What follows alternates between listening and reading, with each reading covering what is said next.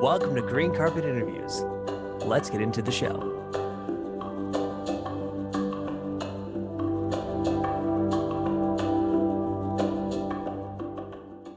Hey, everybody. Welcome to Green Carpet Interviews. Today we have a very special guest, Toni Okamoto. This one's actually pretty cool because I almost feel like she's ubiquitous because there's been several times that I know about her cookbook. I know she was in What the Health. She's been I think she's probably gone across my Instagram feed several times. So it's going to be pretty interesting to get to talk with her and chat with her about like all the things she's doing. So she is the founder of Plant Based on a Budget, the popular website and social media platform that teaches millions how to eat more plants without breaking their budget, which is very important because we are not all rich. And when she's not cooking up a plant-based storm, she's spending time with her husband and her rescued pit bull in Sacramento, California, which is great because that's where I was born. So it's a cool place. Anyways, so without further ado, are you excited for this one? Oh yeah. I it feels like I've known her for a long time.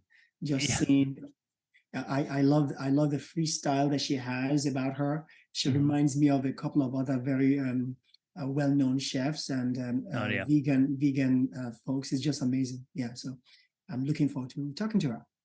Perfect. All right, well, let's bring her in. Without further ado, we'll bring in Toni. And there she is. Hey, Toni. Hi, Toni. How are you? Nice to see you all. Great to see you. Welcome. Thank you for joining us for sure. Yeah, thank you so much for joining us on our podcast. Looking forward to asking you all the questions that we have. Cannot wait. So for the people at home who don't know you, like I said before, that audience is growing smaller and smaller by the day, it seems. Do you mind just giving us a little intro on who you are? I am Toni Okamoto, and I've been running Plant Based on a Budget now for 11 years. It's been a big part of my life. Almost a third of my whole life has been spent helping people eat more plants, and it has been a real pleasure. I originally became plant-based about 16 years ago, and I'm happy to talk about that too. But I am really grateful for how things have unfolded. If you had asked me then, I just never would have anticipated or guessed, or never in my wildest dreams would I have imagined this being my job. Yeah, that's awesome. That's really awesome. Actually, do you want to talk a little bit about how you got like your journey and how you got to where you are? Absolutely. Yeah. I grew up with my grandparents. My dad went to the military when I was born. He was just a teenager. And so when he was able, he went into the Navy. And so I lived with my grandparents during that time. And it was such a beautiful experience because they were retired. My grandpa was a retired truck driver, and my grandma did odd jobs, but I got to have full-time attention. And my grandpa loved to garden. He was a Japanese gardener here in the Central Valley. And so my initial connection with food was really strong because my grandpa grew our food and my grandma cooked it from scratch. But then my dad came home when I was 11, and together we really lived the bachelor life and ate a lot of easy foods. He was very busy working a lot to provide for me, and we relied on foods that were microwavable, frozen, and so the way I developed my palate at that time really liked that kind of food. And it wasn't until I was in about 10th grade that my coach, who I ran track, my coach suggested that I should cut back on so much processed food because I was not feeling well. And when he asked what I was eating and put that in context with why I wasn't feeling well, it was so surprising to me because that was not something that I ever thought about. Food was always just about taste and Mm. sustenance and not really fueling me. So I took what he said. I started thriving as an athlete and I really wanted to go in that direction. So that is how that happened. My That's cool. parents, though, whew, they did not like it. They thought I was just a hippy dippy person and they could not understand. And it's funny because at that time it was just red meat. He told me cut back on red meat. And Mm. so when I told my parents I'm not eating red meat, they were so dramatic about it. And little did they know that I was going to go like all the way over there and stop eating animal products in general. Yeah, that's That's funny. I mean, awesome. I think when you like break out of the norm of the family, like you're the odd one out, everyone's like, "What are you doing?" Like it's just it's so funny Yeah. that like that happens that way in families. That is very true. So I remember hearing somewhere that, some of the reasons that you went vegan or started the plant-based on a budget was because like you had family like health issues and people in your family were like not doing that well. Is that true? That is true. I originally started plant based on a budget because at the time, my family members had type 2 diabetes Mm. and heart disease that were not just regular cases, but very severe, talking multiple amputations and even death. And my grandpa Wow. died in complications from a triple bypass surgery. So it was really hard. And Mm. when I express how being plant based has really benefited me, a common concern that I've heard always from not just my family, but from my friends, my own brother who knows that I do plant based on a budget was like, yeah, it's expensive. And I was like, do you, what, do you follow me? And so I, I really wanted to address that issue and make it more accessible to communities that really need it. And so at that time, I originally started developing recipes for plant based on a budget that were mostly the kind that my family would eat, and also my family shopped primarily at Walmart, so I made sure that everything could be purchased at places that were most commonly shopped at and that you didn't have to go outside of your zone to uh, partake in plant-based eating. Mm. Wow. Yeah, a lot of when I grew up um with my mom's side of the family, and a lot of them, are, like in lower class, I would say, lower to middle class. And so I feel like a lot of the times, um, to make things very easy, like our go-to was like fast food, like, going to like Carl's Jr. or, McDonald's or um and I felt like it was a lot like it being budget friendly, like the like because right now, like if you go to even if you go to like, Trader Joe's or a lot of these other places, like a lot of those food options are like very expensive, like the cheeses or, like the alternative meats.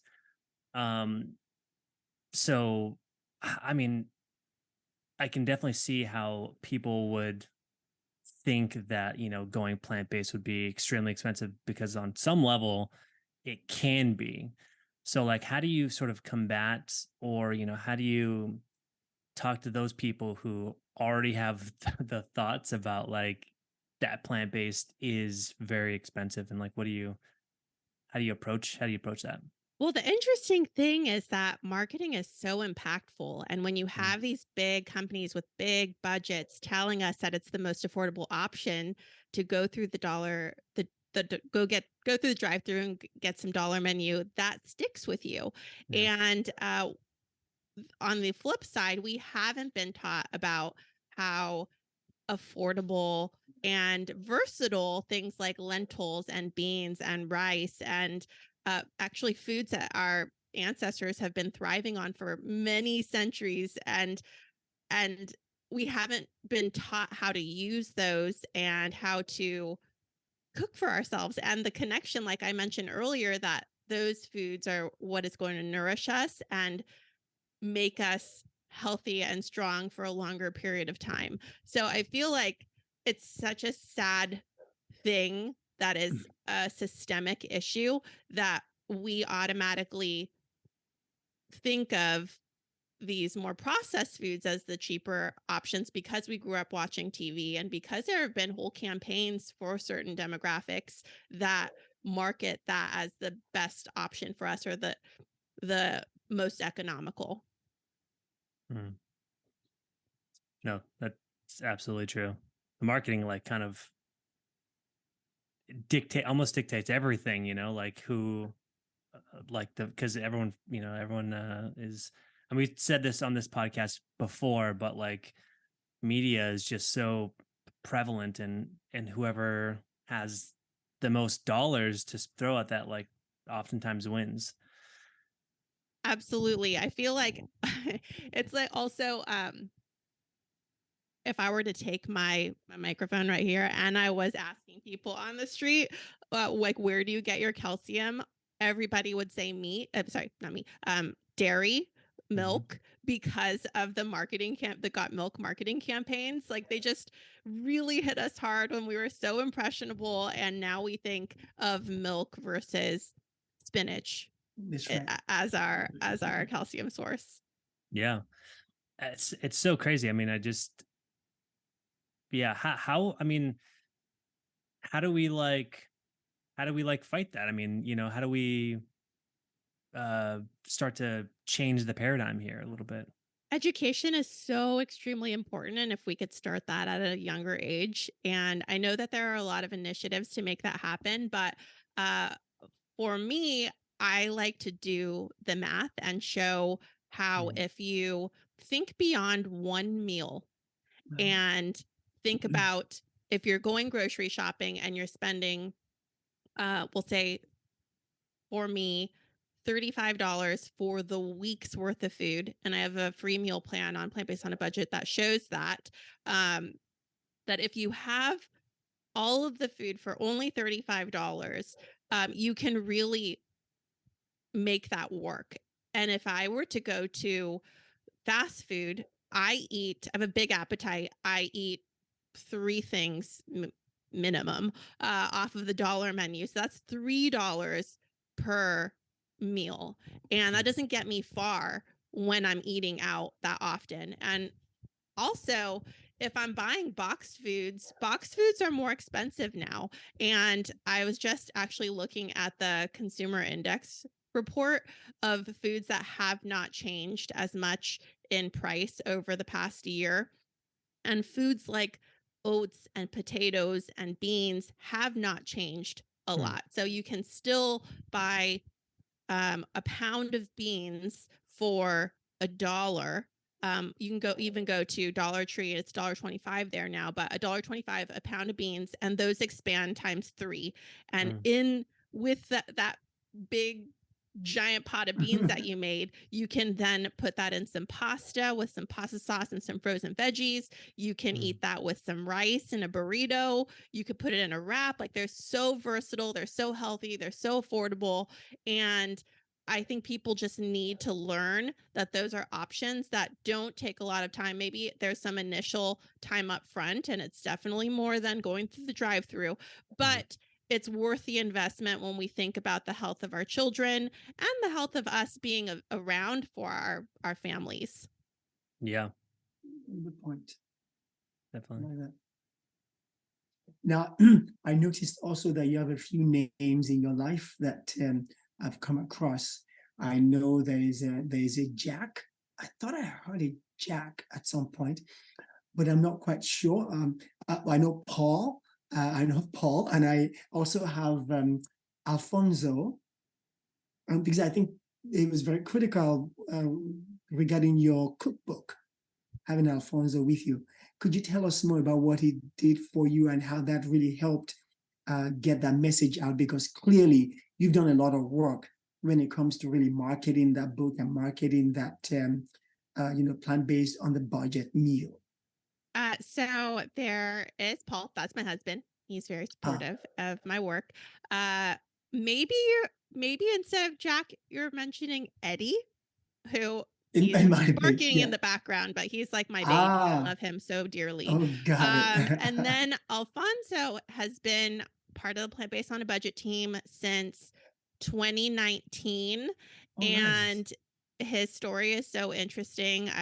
I think he's such a phenomenal photographer. He right now helps me with recipe development and food photography, but it was really wonderful to work on the Plant Based on a Budget quick and easy cookbook with him, because when he started his photography journey, he didn't have any food experience, and he was Mm. simply my husband's friend, and he has just a wonderful started from the bottom, now he's here type story. Like he came here as an immigrant with his family, lived in a bedroom in a group house with all of his brothers and sisters and his Mm. parents, and they made this sacrifice.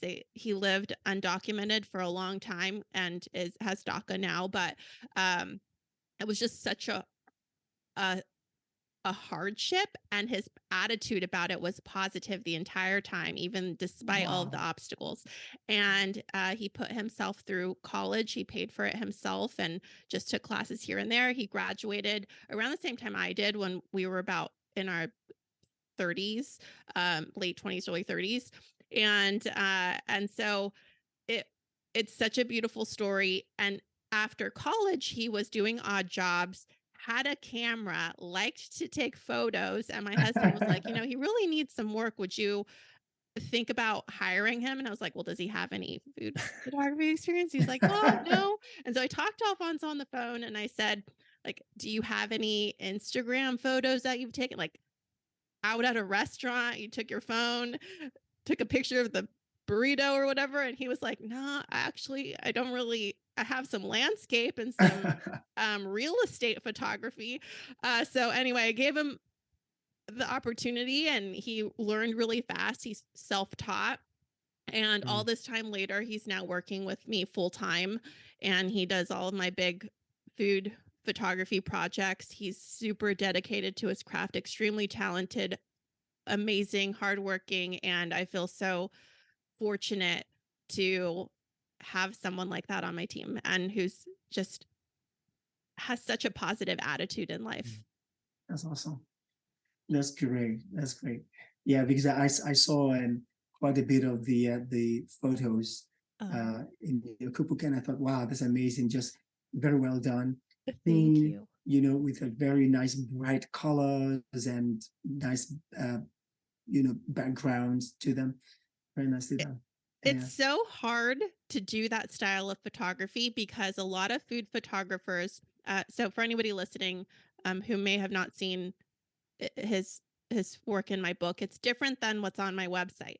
And Mm. what I wanted about it was to really show the simplicity of the dishes. I didn't want a lot of fluff, I didn't want a lot of garnishes and Mm. props in the background, and that's what makes a lot of food photography beautiful. So you have to be extremely talented to take a bowl of lentils and make it look like, oh my gosh, I need to eat a bowl of lentils. And so it was really Yes. hard, but I had this vision in my head, and I was able to verbalize it, and he was able to take that in and execute it so perfectly. And I'm so proud of him.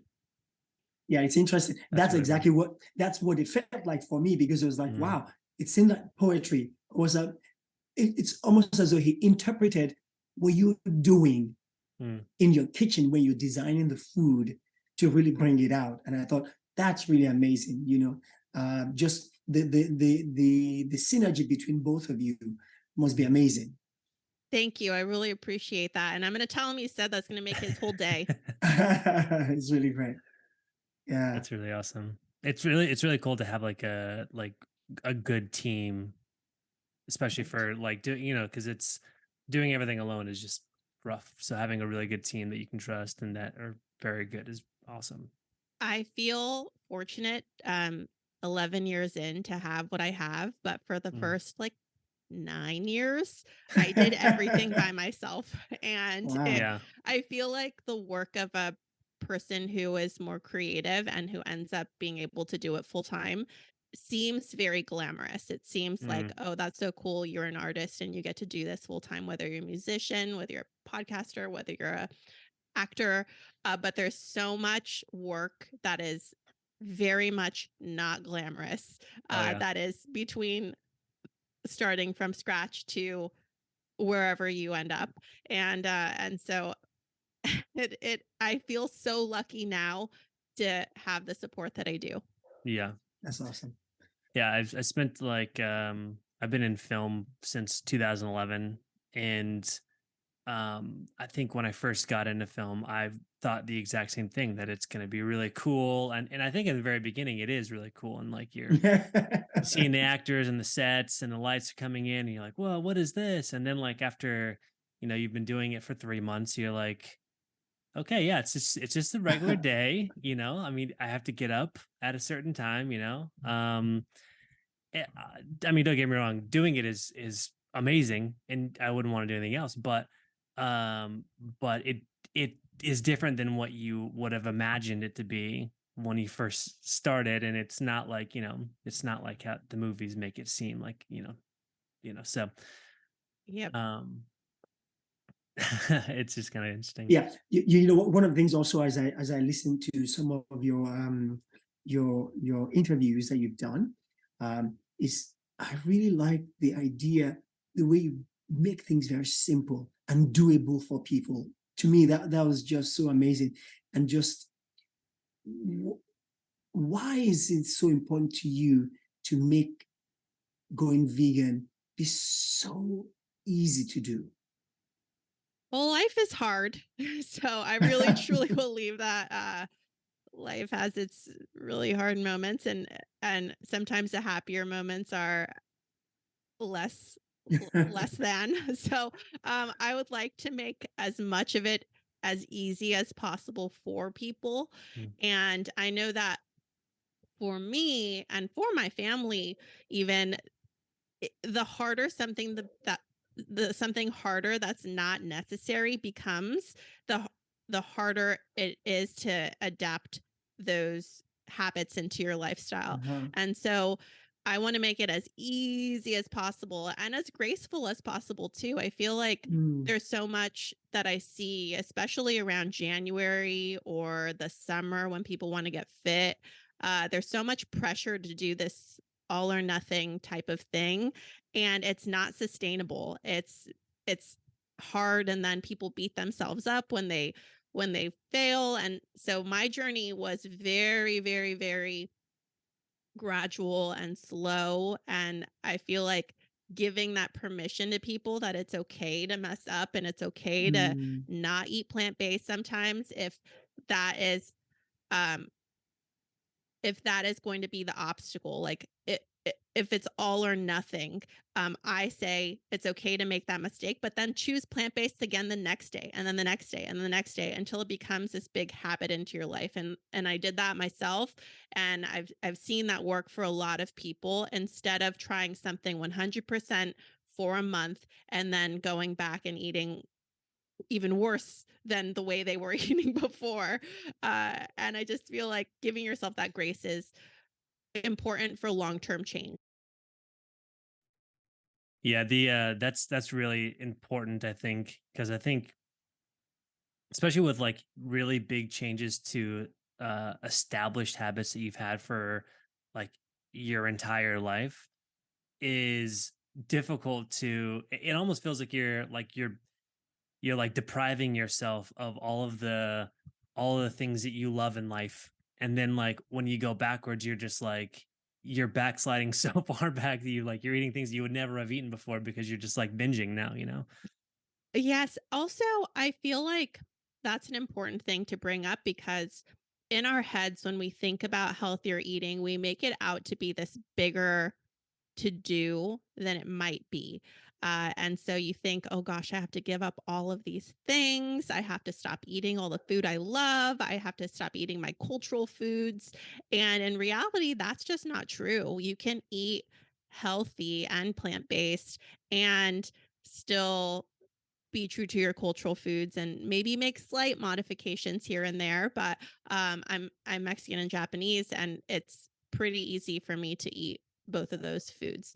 And then about the big to do part, it's not really like I'm eating kale quinoa bowls all day. I love more decadent foods and I'm able to eat them. And it doesn't have to be complicated. So I eat a lot of like the pasta and a can of beans, a jar of sauce, some frozen veggie types of meals that come together in 15 minutes, or a can of beans, some frozen rice, a jar of salsa, burrito. And so to dismantle what we think about healthy eating being complex or more effort is a big step in making it more lasting and long term. Yeah, I definitely agree with that. Okay, so switching gears a little bit. How so and how did you get to sort of the place you are right now? Because you are sort of ubiquitous. I think maybe like you're kind of all over. You're like everywhere, right? So like you're in movies, you're on TV, you've got podcasts, you've built a community at like, and we were talking a little bit about this before, that it's not all glamorous, it's not like a glamorous, Lamborghini ride to the top. Mm. But how how did you sort of get to where you are now? Well, when I started, I had a blog that was very fitting for my life. I was on a super tight budget and I lived in debt, paycheck to paycheck for my bills. And I lived that way really until I got married and had a dual income household and had got to split all of my bills. Like when you share an apartment with someone, it is so much cheaper to split everything. And so it was a big thing in my life that changed, that made it so that I was able to start paying off debt and start thinking about what I wanted for plant-based on a budget. And it was no longer really like a survival mode. Uh, and I could think more strategic and more long term. And a few things happened between then and when I started. But so originally, I did everything. I mostly focused on recipes. Then, when you do something long enough, you have enough of the thing that you started with to satisfy people that you can focus your attention elsewhere. So then I moved on to meal planning because my audience said, okay, well, this is nice that you have all these recipes, but how do you make a meal plan? How do I make sure that what I'm buying can go in multiple recipes and be used in its entirety, like a bag of carrots, for example, or a bag of onions? And so then I started focusing on meal planning because that's what people needed. And then in 2016, I got laid off from my job. It was really devastating to me. I was crushed. I didn't know how I could do the work that I was doing and have it translate to something that was meaningful to me. I was working in the vegan advocacy space, running a blog and social media, and it just seemed so fitting. So when I didn't have that, I thought, oh my gosh, what am I going to do? And then I started interviewing, but the interviewing process for a lot of these nonprofit organizations is so long, like months long. And they have you do a working interview and it's all unpaid. And it it's stressful. So I started working on plant-based on a budget full time in that time, which I'd never done before. And I had a friend named Michelle who has a blog called World of Vegan. She then encouraged me to try doing it full time and gave me some tips on how to start. She told me to get an Amazon affiliate account, maybe start a Patreon. And I did these things and they were helpful. And a Patreon, for those who don't know, is a crowdfunding platform that allows people to support a, an individual's work. So if you're an artist, you can have people support you, or if you're a musician, you can either have songs for a specific group of people who support you. And in my case, I said, I really want to do this work.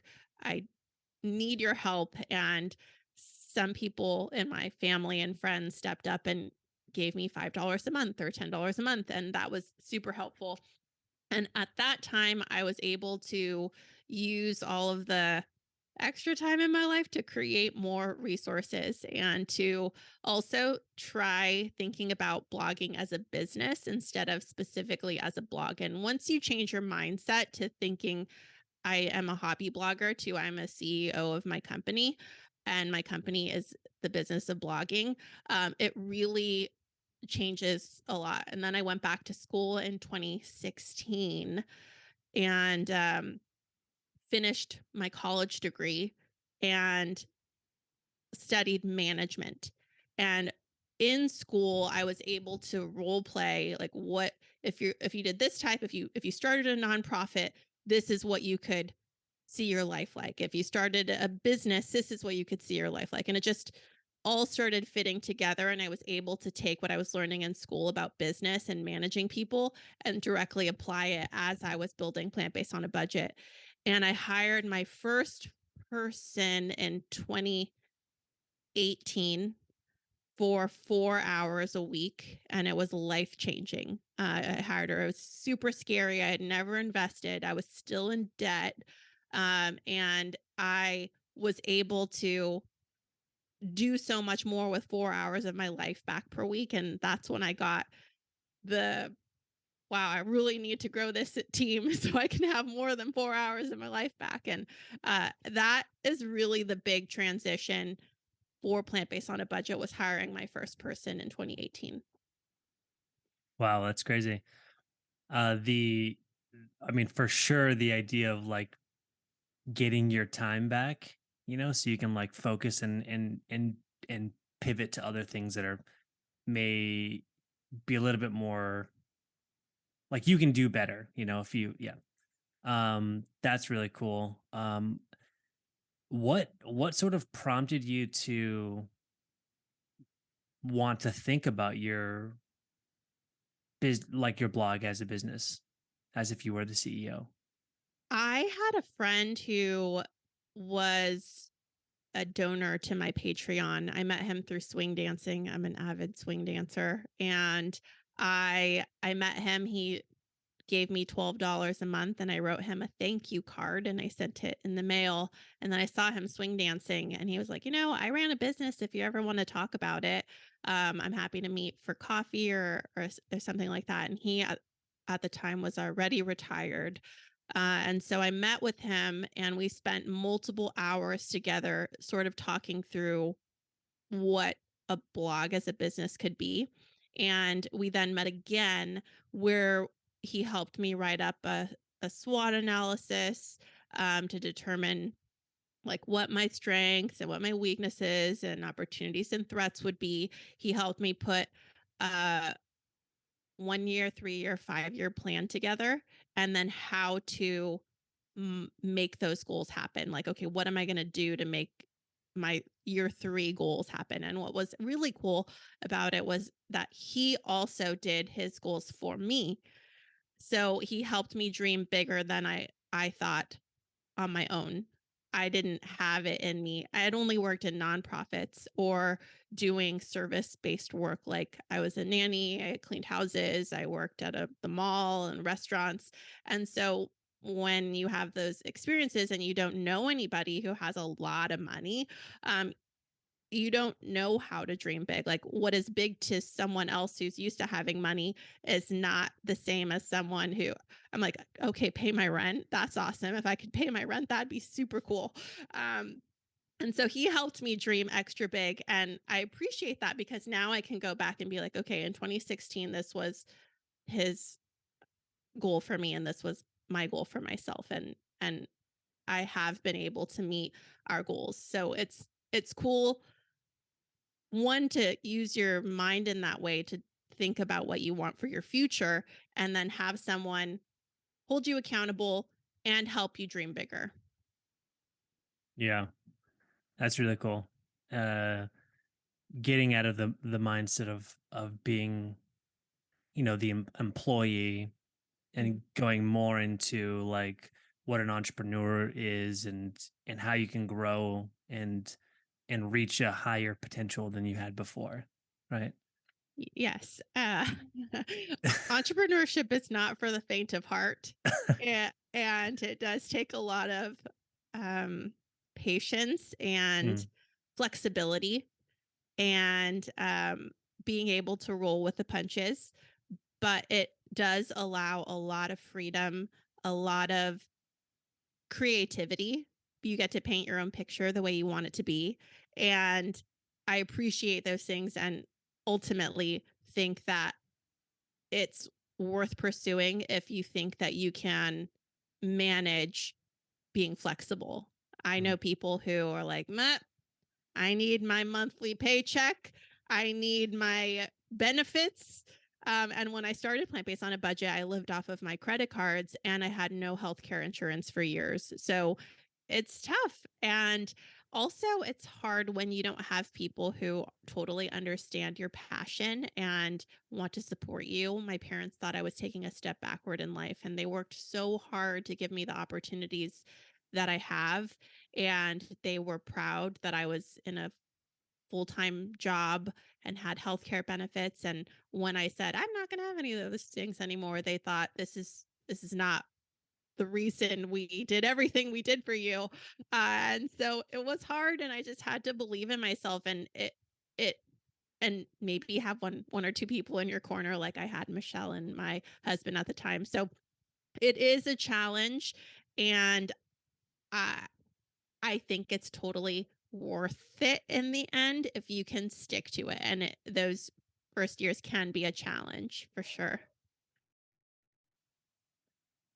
yeah.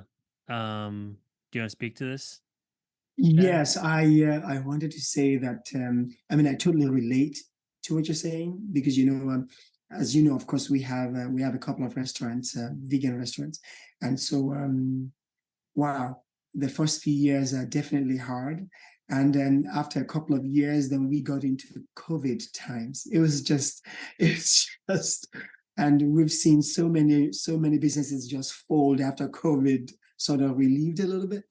And so we're still hanging in there, open a second location, and it doesn't make it any easier. But I definitely relate to what you're saying. Just those first few years, and sometimes it used to be that the first 3-5 years, then you kind of see the light at the end of the tunnel. But it looks like it's 5-10 years now. It just goes longer before you get there. And I think it is very easy, and I think I'm no different to anybody else that is short-sighted, that we want that instant gratification. Because I do too, because I'd rather have the monies now, and get that rent paid and do all that I need to do, rather than waiting for the next 10 years, to actually realize the value of this business. But I think because the vision is big enough, and that goal is big enough. So it helps me hang in there, even when I really, really, really want to quit. I'm sure you've been there, Yeah, definitely, definitely. And the pandemic was so hard on so many people. And it actually, earlier you asked me how I ended up doing a lot of different types of things. The pandemic was a big eye opener for me. I had started making a lot of my income in one spot. And when that spot dried up during COVID, I had just hired some people and I was like, oh my gosh, I don't have the money to pay them for work going forward. I was planning on making the money and paying them as I made money. And so I had to think differently. I started thinking about diversifying my revenue so that I could not be solely reliant on one aspect of my business. And that's how I ended up trying to monetize in different places. And I feel better about it. It makes me feel more secure. We're in a recession right now. And someone on my team just had a baby. I have someone who's trying to like buy a house and build her life. And so I feel like when you have employees and you really care about them and they give so much to you, it is also a lot of pressure, and it it's, I don't think it's bad pressure, but it's pressure that drives you to really, really want to be strategic and thoughtful about not only now but the future. And it also keeps me really humble because I feel like I am paid the least amount of everybody on my team. I make sure that they eat first. Like, I want them to be taken care of, and then I will adjust. And so it's just, entrepreneurship has been a very different way of thinking, and um and even in that way I have to be flexible. Yes, the other question I have for you, by the way, I really appreciate your response there, because I'm sure that we have so much that we can talk about together. I would say, I'm going through that. You know what? It doesn't even matter the age. Like when you start your business, I don't care how much experience you have. You just go through all these pains. It's just what it is. Because there's so many things that we don't even know when we start. You go, oh, I have to do that too, and that too. Oh my God, I'm responsible for that as well. It's just too much. But my question to you is, because I really like the way you've carved out a niche, especially when it comes to, you know, um, budget, going based on a budget, because it really touches so many people that are afraid that they cannot afford to be vegan. How do you think you are helping to be a part of the bigger global vegan village? Because I think that's kind of what we're all doing here together, but I'm not quite sure if we're doing what we need to do to really be that, maybe because we're still struggling with our business. But how are you, how do you see yourself doing this and being a part of that global village? I have really changed my approach to activism and how I show up for the planet over the past 16 years. I've gone all over the place. I've tried protesting. I worked at an animal sanctuary. I did tabling, like all the things. I've tried it. And always in environmental or for animal welfare. Uh, and what I have found that works the best for me is meeting people where they are and offering help when they want it. I am not spending too much time and effort trying to help people who don't want to be helped or telling them that they need to do something differently. When they're ready, they'll come find me. And I have found that they will have a conversation with their doctor, they'll watch a documentary on Netflix, and they will be inspired in some other way that's not me like banging them over the head with some information. And so just being available for people when they're ready, and being really kind and understanding and also patient when they need me, and also not being too um like, just understanding that we're all coming from it at a different place. Some people who come to plant-based on a budget don't know how to dice an onion or mince or boil or cook rice, or these things that one would find to be basic, and just understanding and being really caring in those positions, that not everyone's coming with experience and had a mom who taught them how to cook and all of that type of thing. And I feel like that's my place, and that's what I want to do for as long as I can, is help people meet them where they are and be free of judgment. That's really great. Yeah, thank you so much for that. It's really interesting too. It's fascinating, and I see, of course, as you know, I'm Deji's dad, so you can imagine that there is a definite generational gap between me and you guys. But it's fascinating, growing up, and I'm not sure how it is with your parents, if you or your grandparents, growing up. yeah, we weren't quite as accommodating and quite as understanding the same way. And I think there's something about the newest generation, you know, the level of understanding and trying to meet people halfway or where they're at, so much more different, and I think for me, it gives me a lot of hope that perhaps you guys kind of see that there's a healing that needs to be done, not just for ourselves as individuals, but also for everybody else as well. And to say, we're trying to give people, what we would like to be given, that consideration, that grace, and I really appreciate that.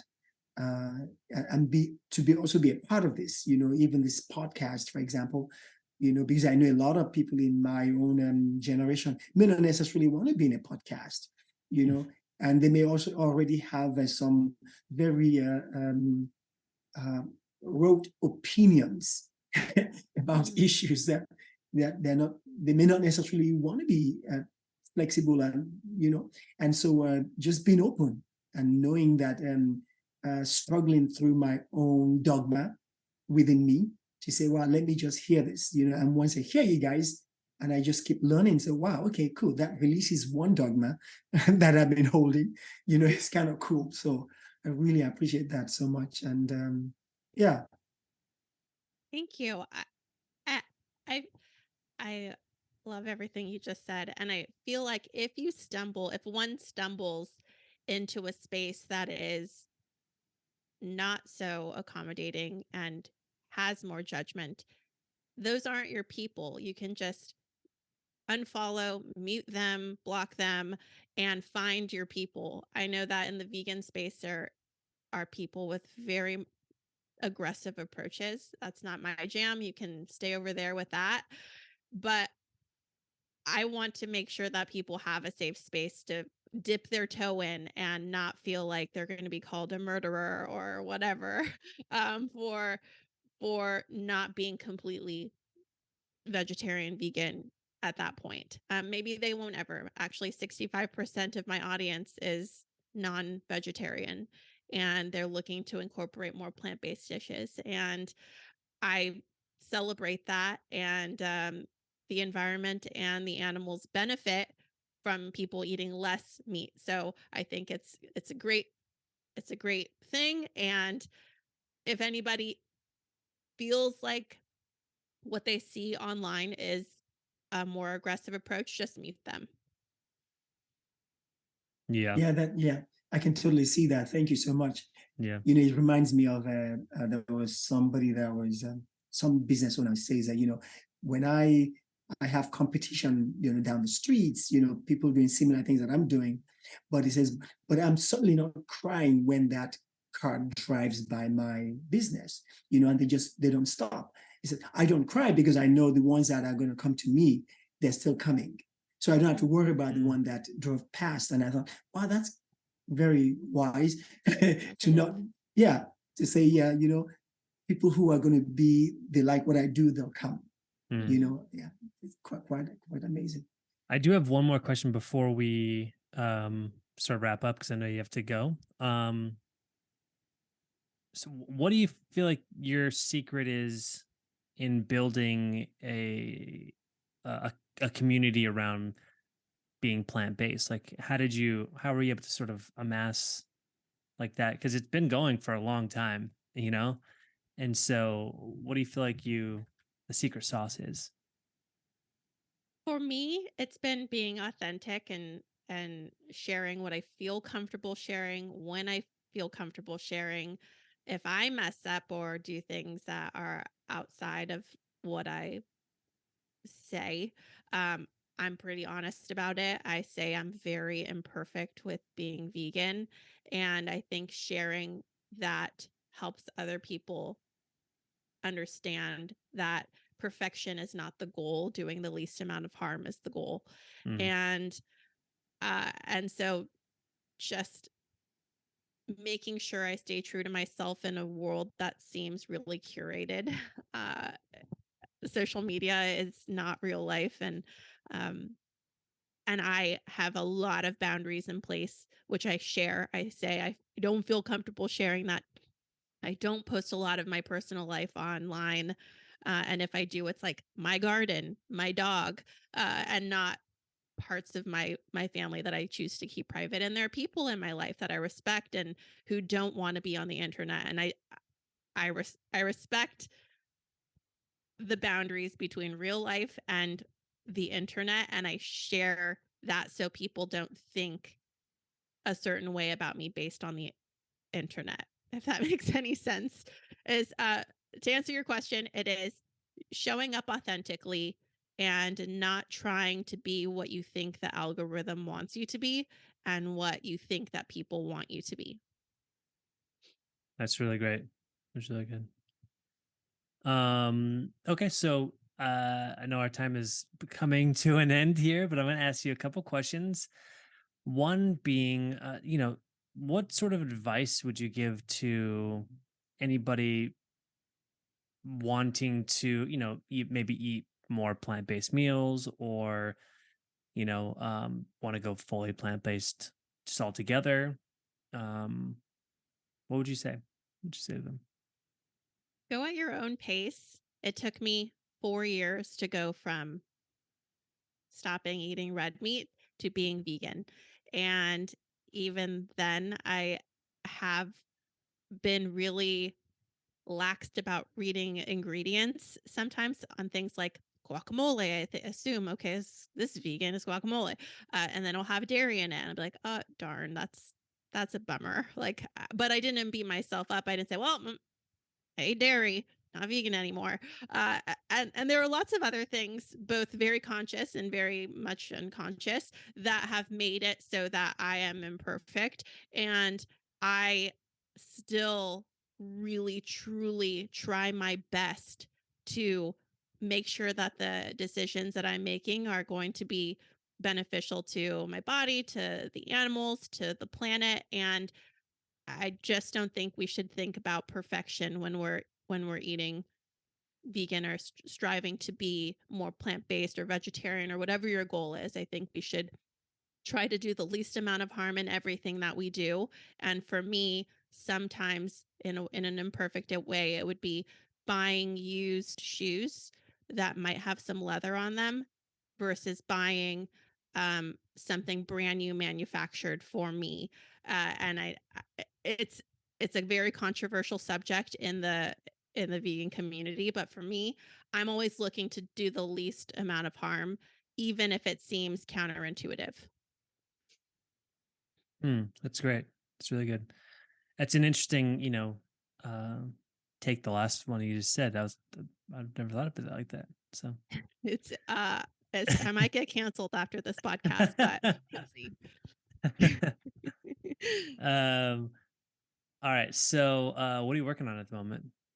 I came out with Plant Based on a Budget Quick and Easy Cookbook 2 months ago yesterday, and I am still trying to get that out in the world. It took up 2 years of my life, and I am very proud of how it turned out. I'm I'm still like recovering from that, but it is out in the world now. People can find it at plant-based on a budget cookbook.com and anywhere books are sold. Awesome. That's great. I'm actually not, I think I haven't bought very many cookbooks at all. And but I was actually in a bookstore. This is random. This is how like you've shown up in my life in multiple ways. Because the first time you showed up was in What the Health, and then the next day I went vegan. So that was That is amazing. yeah. That's so And then cool.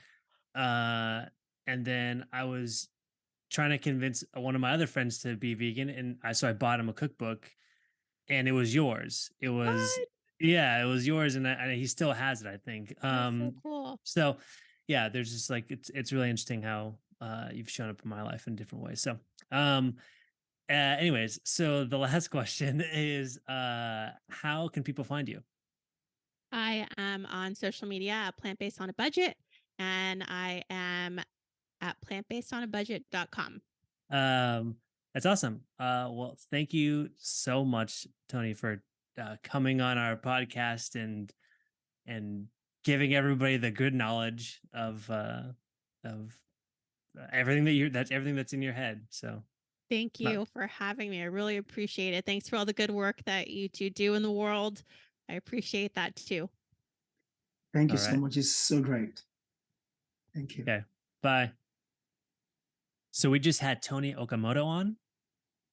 Great, right? I mean, that's a lot of great things to say. She was awesome.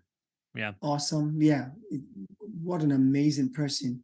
And just her approach, just the very easy way, and she's so honest about the way she approaches what she's doing, and she's on a journey for sure. It's awesome. Yeah. I think the meeting people in the middle, or sorry, meeting people where they're at, I think is a very good approach, especially dealing with, people who are, which is everybody who has, these long standing, you know, ideas about what they're putting in their bodies, and That's now right. just starting to understand, like, hey, maybe I should start thinking about this stuff, Right. and as opposed to like trying to drag them with a a rope around their head, drag them across the street. It's painful. She's walking across the street and seeing if there's anything that she can do and help. So I think Yeah. that's a really great approach, and I think that's So a awesome. better approach I than. really like that a lot. Yeah. Yeah, it was great. I can't wait to probably hear more about her new project that she's working on. Yeah. Hopefully, once it all comes out, maybe she can come back on again and have a chat with us about how it's going. Yeah. I'd really love to see that. Yeah, definitely. Yeah, and I'm looking forward to getting her book, the new book that's out. Yeah, me too. So that should be really good. All right. Well, I'll see you. We'll see you on Yeah, the next one, everybody. Exactly. Yeah. Thank you so much for being here. All right. Bye. Thanks for tuning into this episode of Green Carpet Interviews. We hope you found it informative and inspiring. This show was brought to you by Veg on the Edge, our vegan restaurant in Santa Cruz and San Luis Obispo. If you're in the area, be sure to stop by and check out our delicious plant-based dishes. Check out vegontheedge.com for more information. To stay connected with us and learn more about conscious living, follow us on Instagram at Green Carpet Interviews. We love hearing from our listeners and would love to hear your thoughts and feedback. Thanks again for listening, and we'll see you next time on Green Carpet Interviews.